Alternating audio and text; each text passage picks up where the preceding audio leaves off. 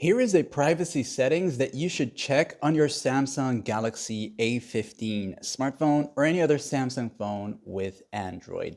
So basically it is being able to reset the advertising ID or delete it, and I'll explain to you why it's important to do that. Let's get started.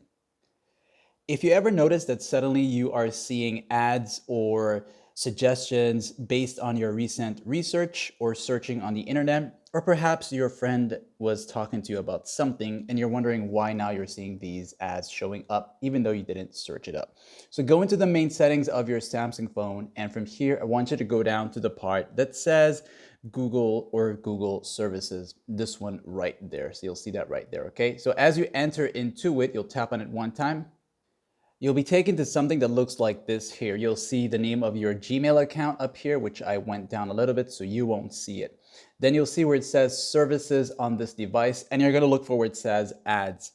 As you enter here now, you're gonna see this right here, which I just showed you. So as you go here, you're gonna see ad privacy, and this is basically gonna give you options. So add topics here, allow add topics. It's going to say topics of interest are based on the apps you've used recently. Okay, so this is going to basically use the information you have been searching on apps, and same again here, such as suggestions here. So you want to go ahead and disable these if you want to avoid this in the long run. This is on your Galaxy A15 phone, and you can also check that out. Okay, so same here as well. Now, after you've done all of this here, you want to go ahead and either reset it to start something fresh again or go with delete. Deleting it will basically delete everything you had before, all the ad information collected on you, and remove that. Okay, and then you can just go to get new advertising ID if you want to keep this up. Okay, so like and sub.